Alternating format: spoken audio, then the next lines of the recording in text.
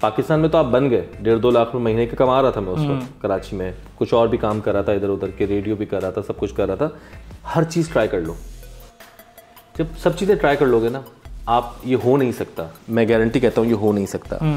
जब आप बहुत सारी चीज़ें ट्राई कर लोगे उसमें से एक चीज़ ऐसी होगी जो आप दोबारा ट्राई करोगे, या उस एक चीज़ में आप बोलोगे यार मुझे मज़ा आया करके। वर्ल्ड ट्रेड सेंटर से बरदुबई की वॉक उस दिन तो मुझे लगी थी कोई 5000 साल की, लेकिन अगर हम किलोमीटर, क्योंकि वो जब वो फीलिंग ये लगती ना, आप मौसम एंजॉय करने निकलो ना बीवी बच्चों के साथ, तो आप आराम से जुमेरा बीच भी चले जाते करते।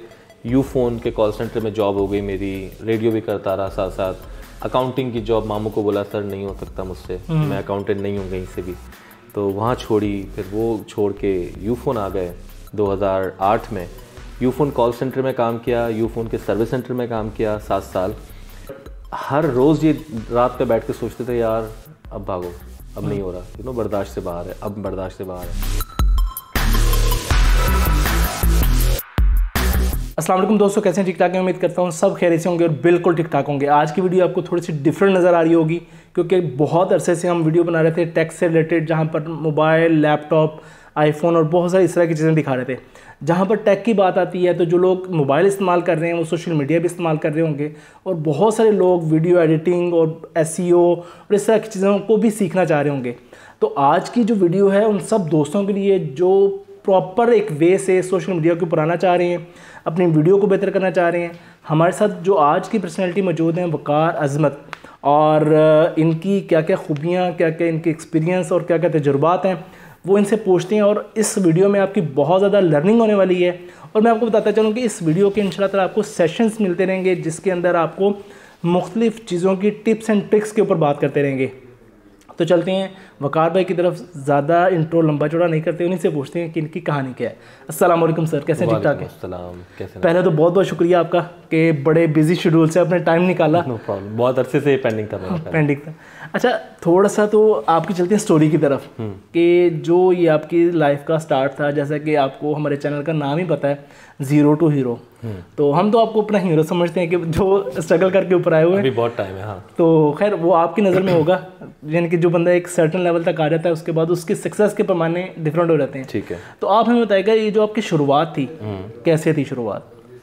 यार शुरुआत बहुत ही बेसिक, जैसे ज़्यादातर पाकिस्तानियों की होती है। कराची में पैदा हुआ, एक मेमन घराने में पैदा हुआ, और बहुत हम्बल बैकग्राउंड था। ठीक है, वालिद साहब ने मेहनत की, अम्मी ने मेहनत की, पढ़ाया वगैरह वगैरह, जैसे नॉर्मल स्टोरी होती है वो हुई। फिर हम जब हो गए 15-16 साल के, तो एहसास हुआ कि नहीं यार घर को संभालना है, घर को सपोर्ट करना है, 4 बहनें हैं वगैरह वगैरह। तो फिर बहुत छोटी उम्र से जॉब करना शुरू कर दी। जहाँ पे भी जॉब मिली मैंने मीना बाज़ार की मार्केट से लेके और मेहंदी कोन वाले सारे काम किए हुए मैंने, या सारे काम किए हुए, यानी कि जो ठेला शेला जैसे कहते हैं वो सब ट्राई किया हुआ है। थोड़े अरसे के लिए घर में से छुप के, बिकॉज घर में अलाउ नहीं था कि आप ये काम करो, लेकिन हमें एहसास था कि नहीं यार ज़रूरी, और फिर पॉकेट मनी भी जाहिर सी बात है। करते फिर जो है एक बाकायदा जॉब लगी। मेरे मामू अल्लाह उनको जन्नत नसीब करे, उस वक्त उन्होंने मुझे कहा कि बेटा तुम अकाउंटेंट बन जाओ। अब वो जब होता है ना, आप छोटे होते हो और आपको पता नहीं क्या बनना है, तो मुझे हमेशा से पता था कि यार मैं कुछ मीडिया में बनूंगा। आई डिडंट नो कि क्या। तो मैं बड़ा फनीली मैंने अपने घर के स्विच बोर्ड पे लिखा था कि मैं एक्टर बनूंगा एक दिन, क्योंकि उस वक्त ये नहीं पता था कि एक्टर के अलावा भी कुछ और हो सकता है। सो खैर वो छोटे से बड़े हुए। फिर उसके बाद हम एक अकाउंटेंट बन गए मामू के कहने पे। 4 साल मुख्तलिफ कंपनियों में काम किया एज एन अकाउंटेंट। उसके बीच में मुझे रेडियो पाकिस्तान का किसी ने पता बता दिया कि यार ये रेडियो पाकिस्तान है और यहाँ पर ना आपकी वॉइस की ट्रेनिंग होती है। तो मैंने कहा, तो उस ज़माने में सीमा रज़ा थी वहाँ पर स्टेशन हेड। मैं चला गया ऐसी बस में बैठ के, लिटरली कोई ना आगे पीछे कुछ भी नहीं, और मुझे कोई ख़ास एंटरटेन नहीं किया गया। सही है। फिर मैं वहाँ से गया पीटीवी के दफ्तर, नेशनल स्टेडियम के पास था। पीटीवी दफ्तर जाके बैठा, एक दिन 2 दिन 3 दिन मैं रोज़ जाता रहा वहाँ पे, और बाहर बैठ जाता था कि मुझे सिर्फ अच्छे लगते थे आर्टिस्ट वगैरह हुए। तो एक हमारे बहुत ज़बरदस्त एक्टर हैं पाकिस्तान के, लेजेंडरी एक्टर तलत हुसैन साहब, उन्होंने मुझे बैठे हुए देखा काफ़ी दिनों से। तो वो गाड़ी में जा रहे थे, वो फिल्मी सीन था, बोला उन्होंने अंदर बुलाया, तो क्या करते हो, क्यों धूप में बैठे होते हो, पागल हो ये वो। मैंने कहा सर कुछ ना कुछ करना है पीटीवी पर। तो जियो वगैरह कुछ नहीं था। ये कब, कितना अर्सा पहले की बात? ये बात मैं कर रहा हूँ व्हेन आई वाज 17 था मैं। सो आई एम टॉकिंग अबाउट तकरीबन 1999-98 की बात कर रहा हूँ मैं, ओके, राइट, 99 की बात कर रहा हूँ, हाँ नहीं 9-5 तक, तकरीबन 2000 की बात कर, 2000-2001 की बात कर रहा हूँ, ठीक है। मैंने अपना कॉलेज 23 इयर्स बैक की बात करें। हाँ तब तो वो मुझे फिर उन्होंने एक पर्ची लिख के दी कि रेडियो पाकिस्तान चले जाओ वगैरह वगैरह, और अगेन उसी सीमा रज़ा के पास जहाँ से मैं रिजेक्ट हुआ था, उनको मैंने जाके कहा कि ये तलत साहब ने भेजा है मुझे, तो उन्होंने मुझे बैठा दिया। 3 महीने रेडियो पाकिस्तान में मेरी ट्रेनिंग हुई। 3 महीने ट्रेनिंग होने के बाद फिर मुझे FM 101 भेजा गया। 101 जब मुझे भेजा गया तो वहाँ पर मैंने बाकायदा 4 से 5 महीने मॉर्निंग शो किया। अच्छा, गुड। हाँ, रेडियो के ऊपर? रेडियो के ऊपर। और अब तक मेरे घर वालों को नहीं पता कुछ भी, क्योंकि हमारे घर में अलाउ नहीं था कि आप रेडियो या टीवी करें कुछ भी। अकाउंटेंट की जॉब करता हूँ, 9-9:30 बजे अकाउंटिंग की जॉब कर रहा हूँ, जहाँ पर भी साइट एरिया में, कराची में एक इंडस्ट्रियल एरिया, वहाँ पे एक फैक्ट्री में। और सुबह जो है मैं 6 बजे अम्मी को कह के कि मैं फजर की नमाज़ पढ़ने के बाद क्रिकेट खेलता हूँ, रेडियो शो करने चला जाता था। एक दिन अम्मी ने सुन लिया, मुझे रेडियो पे पकड़ लिया, वो एक अलग बात है, लेकिन फिर खैर वो मैं करता रहा रेडियो 101 पे। अच्छी ट्रेनिंग हुई, सब कुछ हुआ। फिर हमारे एक दोस्त मिले, शायर आतिफ तौकीर साहब, जो आजकल जर्मनी में होते हैं। उन्होंने मुझे कहा कि भाई तुम रेडियो करो 107 पे, मैं भी करता हूँ, और तुम वहाँ पर आ जाओ। तो वहाँ पर हमारे फिर ब्रॉडकास्टिंग चली वगैरह वगैरह। करते करते यूफोन के कॉल सेंटर में जॉब हो गई मेरी, रेडियो भी करता रहा साथ साथ। अकाउंटिंग की जॉब मामू को बोला सर नहीं हो सकता मुझसे, मैं अकाउंटेंट नहीं हूँ कहीं से भी, तो वहाँ छोड़ी। फिर वो छोड़ के यूफोन आ गए 2008 में। यूफोन कॉल सेंटर में काम किया, यूफोन के सर्विस सेंटर में काम किया 7 साल। फिर कराची के हालात बहुत बिगड़ने लगे। तो जब कराची के हालात बहुत बिगड़ने लगे तो फिर मैंने कहा कि अब यहाँ से निकलना पड़ेगा। Then I move to Dubai. ठीक है। किस सन में आए थे दुबई आप? मैं आया था 2014 फरवरी में। ओके, ठीक है। तो ये अभी हम फरवरी में बात कर रहे हैं, तो इस बात को हो गए 6 और दिन 9 साल। ठीक है। 2 साल मैंने जॉब की एक कंपनी में। देन मुझे मेरे एक यूफोन का पुराना दोस्त यहाँ पे मिला। उसने कहा यार कि हम कंपनी शुरू करते हैं, छोड़ दो तुम भी जॉब। और जब आप नया बिजनेस शुरू करते हो, बिल्कुल ब्रांड न्यू, ना आपके पास क्लाइंट्स होते हैं, ना पोर्टफोलियो होता है, ना एक्सपीरियंस होता है। और मेरा जो बेसिकली बिजनेस था वो था वीडियो प्रोडक्शन एजेंसी, जहाँ पे I have to show you that what I have produced those years, right. But नई कंपनी है, मैंने कोई काम ही नहीं किया, तो मैं कैसे शो करूँगा। देन आई रियलाइज़ कि यार मुझे कुछ पोर्टफोलियो भी दिखाना पड़ेगा। फिर हमने कुछ काम शुरू किया वगैरह वगैरह। फैमिली को मैंने पाकिस्तान में रखा। मैंने कहा वेट करो, मुझे लाइक 1-2 साल दो, I want to try, at least I want to try. फिर मैंने यहाँ पे लिटरली स्ट्रगल की 1-1.5 साल दोबारा से। जो जॉब में की थी वही की है। जॉब में मेरे कुछ क्लाइंट्स ऐसे बन गए थे उस कंपनी में जो मेरे दोस्त बन गए थे, तो उन्होंने मुझे रेफ़र करना शुरू कर दिया कि यार वहाँ से उसके पास चले जाओ, बिजनेस मिल जाएगा, यहाँ इससे बात कर लो, इससे बात कर लो, रेफरेंस के थ्रू। मेरे ज़हन में क्वेश्चन आ रहा है, जैसा कि बंदा पहले सेटल चल रहा होता है, आप जॉब कर रहे होते हैं, पैकेज अच्छे मिल रहा होता है आपको, जब आप बिजनेस शुरू करते हैं, हार्ड टाइम्स आना शुरू होते हैं, उस टाइम बंदा अंदर से टूट भी रहा होता है, तो जहन में ये नहीं आता कि ये डिसीजन गलत हो गया या कुछ है? हर रोज़ आता था। कहीं कभी होता नहीं था कि वापस चले जाएं? ऐसे ही होता था, हर बार आता था, हर रोज़ आता था। बात ये थी कि वो दिन आपको गुजारना पड़ता है, राइट, वो दिन गुजारने पड़ते हैं।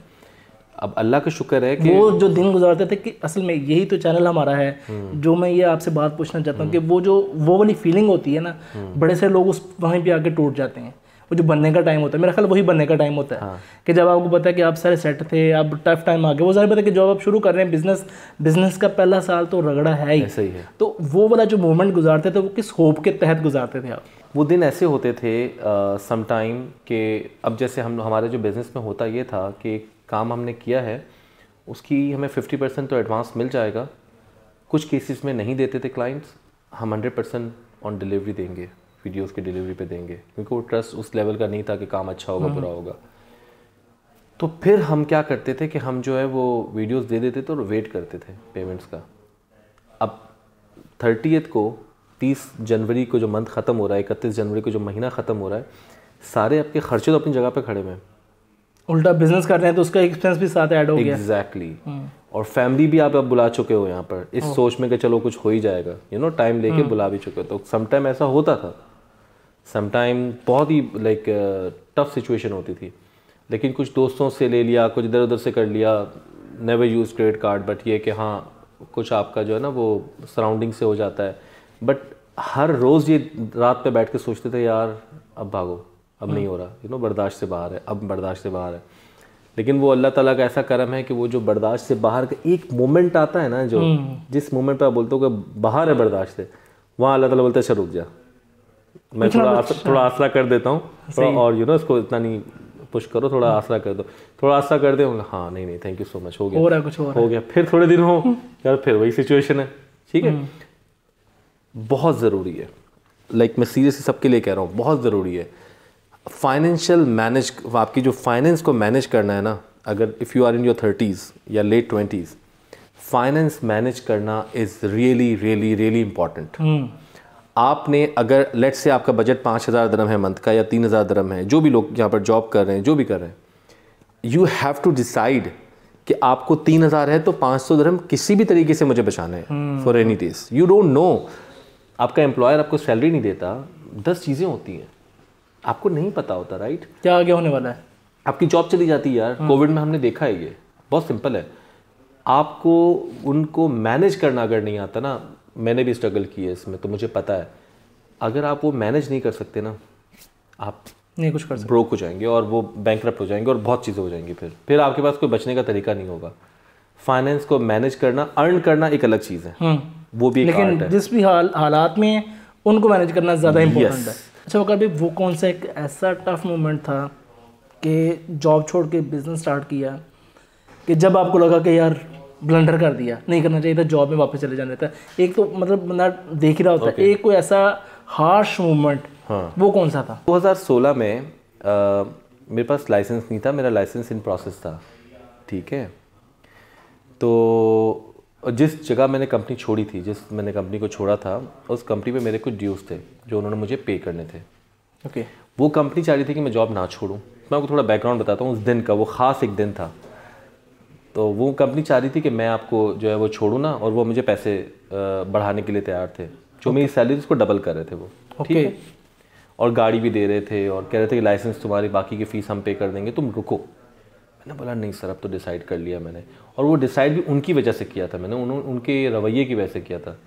वो मुझे रोक तो रहे थे, लेकिन बाद में पता था वही होगा जो 2 साल हुआ है, जो हो रहा, 2 महीने सैलरी ना देना वगैरह वगैरह। ये तो जॉब की रूटीन है कि सो ऑनेस्टली 0 दिरहम्स जेब में, और मैं इस उम्मीद से गया हूँ आज ऑफिस, इनके एक साइड नॉल कार्ड यूज़ करके, कि अब ये मुझे पेमेंट करेंगे तो वापसी में मैं नॉल कार्ड में पैसे डलवा के घर आ जाऊँगा। ऑलरेडी मैं बिज़नेस स्टार्ट कर चुका था, लेकिन वो सारा पैसा लाइसेंसिंग में इस पर लग गया, और अब कुछ नहीं था। तो मैंने कहा यार ये लोग दे देंगे, 12-13 हज़ार दिरहम तो निकल रहे थे, 12-13 हज़ार दिरहम निकल रहे हैं, 2-3 हज़ार कार्ड भी लेंगे, 10,000 मिल जाएंगे, 100 दिरहम नॉल कार्ड में डालेंगे और निकलेंगे यार, यशी करेंगे आज। भाई वहाँ जाके कहानी चेंज हो गई। वो जो बॉस थे वो अबू धाबी में, वो आए नहीं, ठीक है। उल्टा मुझे बोला कि तुम पे इतने इतने पैसे निकलते हैं, ये क्या वो क्या, 5,000 दे के जाओ तुम, इसकी कॉस्ट उसकी कॉस्ट वगैरह वगैरह जो भी अमाउंट थी, ठीक है, एक्स अमाउंट उन्होंने मुझे बोला। मैं वर्ल्ड ट्रेड सेंटर से वापसी, चूँकि वो आए नहीं, अब पैसे हैं भी नहीं, फ़ोन मेरा जो सिम थी वो कंपनी की थी, तो वो भी दे दी उस दिन मैंने, तब मेरे पास सिम भी नहीं है। मैं ट्रेड सेंटर से दुबई तक वॉक करके आया हूँ, and I was literally crying that day. वो था फरवरी का महीना। जो लोग दुबई में चलते हैं उनको ये फीलिंग का पता होगा कि वो टाइम क्या इतना लंबा सा। वो जनवरी से फरवरी का महीना, जनवरी का महीना था। ये मतलब कितना डिस्टेंस कितना बनता होगा जो पैदल चले होंगे? वर्ल्ड ट्रेड सेंटर से दुबई की वॉक उस दिन तो मुझे लगी थी कोई 5,000 साल की, लेकिन अगर हम किलोमीटर, क्योंकि वो जब वो फीलिंग ये लगती ना, आप मौसम एंजॉय करने निकलो ना बीवी बच्चों के साथ, तो आप आराम से जुमेरा बीच भी चले जाओगे, क्योंकि आप इंजॉय करो। लेकिन वो जो अंदर तूफान चल रहा होता ना, एग्जैक्टली वो कई सालों की वॉक लगती है आपको, वो मैं नहीं भूलता। मैं वॉक करते करते, बैठते बैठते रास्ते में थोड़ा रिलैक्स करते करते मैं रूम तक पहुंचा हूं, तो तकरीबन मुझे 2.5 घंटे लगे थे। उस तक मुझे लगता था यार मैं जॉब ही कर लेता ये वाली, मैंने क्यों छोड़ी, यू नो। रास्ते में कहता कोसा होगा अपने आप को, बड़ा कुछ किया। वो जो बार बार क्वेश्चनिंग होती है ना, वो मैंने की है वहाँ पर, वो मैंने की है। वो अचीवमेंट्स अभी तक आपने की हैं, वो क्या क्या? यार मैं उसको अचीवमेंट नहीं कहता हूँ, मैं ऑनेस्टली बता रहा हूँ, क्योंकि आज भी देखें बिजनेस में ना, आप यू नेवर नो कब आपके अच्छे और कब बुरे दिन हैं, कोई ऐसी सेट नहीं होते मामला। मैंने वो जो कंपनी हम लोगों ने शुरू की 5 साल मैंने चलाई, फिर वहाँ से हमारे बीच पार्टनर्स के बीच में थोड़ी सी चीज़ें थी कि हम चाह रहे थे कि हम अलग अलग हो जाए, तो हम अलग अलग हो गए। ओके। तो फिर मैंने दोबारा से एक नई कंपनी शुरू की, जो मेरे क्लाइंट्स थे जिनके साथ मैं काम कर रहा था, उनके वीडियोस बना रहा था, तो उन क्लाइंट्स को लेके मैं आ गया अपनी कंपनी में, अलिफ पिक्चर्स में। अलिफ पिक्चर्स मेरी जो आज कंपनी है। तो बेसिकली उसमें फिर मैंने उन क्लाइंट्स को मूव किया और जनवरी 2020 में मैंने डिसाइड किया कि हम अलग हो रहे हैं, ठीक है। और मैंने बोला तो ये मेरा साल है और मेरा मोबाइल का वॉलपेपर था दिस इज़ माई ईयर, कि अब मैं अकेला हो गया हूँ, पार्टनर भी नहीं है, ठीक है। मार्च में आ गया कोविड। ओए 2020 जी, मार्च में आ गया कोविड। बीवी बच्चे भी यहीं पर है, फैमिली भी, सब कुछ है। और अगेन सब कुछ तबाह हो गया सारा, क्योंकि मैं चलता फिरता बिजनेस छोड़ के आ गया। फिर हीरो से जीरो अगेन, ओके, ठीक है। 2020 जनवरी में फिर वही सिलसिला दोबारा शुरू करना पड़ा। अब 6-8 महीने तो काम ही नहीं था, ज़ीरो, बिल्कुल ज़ीरो काम था, कोई काम नहीं था, दुनिया बंद थी, हम क्या कंप्लेन कर सकते थे। तो जितनी सेविंग्स थी, जितना कुछ था, घर बैठ के वो सब उड़ाया। पाकिस्तान में हालात ज़्यादा ख़राब थे, तो शायद पाकिस्तानी फैमिलीज़ जो हमारी वहाँ पर होती हैं, वहाँ पर उनको ज़्यादा ज़रूरत थी, दे दिला के लोगों की हेल्प की। अल्हम्दुलिल्लाह इतना बुरा नहीं था, बट फिर भी काम ज़ीरो हो गया। फिर दोबारा से मेहनत शुरू की। Then I got Expo 2020 as my client, okay. 2021 में जब एक्सपो दोबारा से बिल्ड होना शुरू हुआ, तो चूँकि हमारा interior fit out time lapse का काम है, हम लोग जो इंटीरियर बिल्डिंग्स बनती हैं, जो फिट आउट्स हो रहे होते हैं, उनमें हम कैमराज लगाते हैं और टाइम लैप्स बनाते हैं। सब जगह ये टाइम लैप्स, ये बड़े से लोगों को नहीं आइडिया होगा ये क्या चीज़ होती है। बेसिकली एक ऑफिस है जो शेल एंड कोर है, बिल्कुल खाली है, दीवारें हैं उसके अंदर और कुछ भी नहीं है। ये केबिन्स आपके बने हुए, लाइटें लगी हुई हैं, फ्लोर बना हुआ है ना, ये नहीं होता ना, शेल एंड कोर ऑफिस होता है।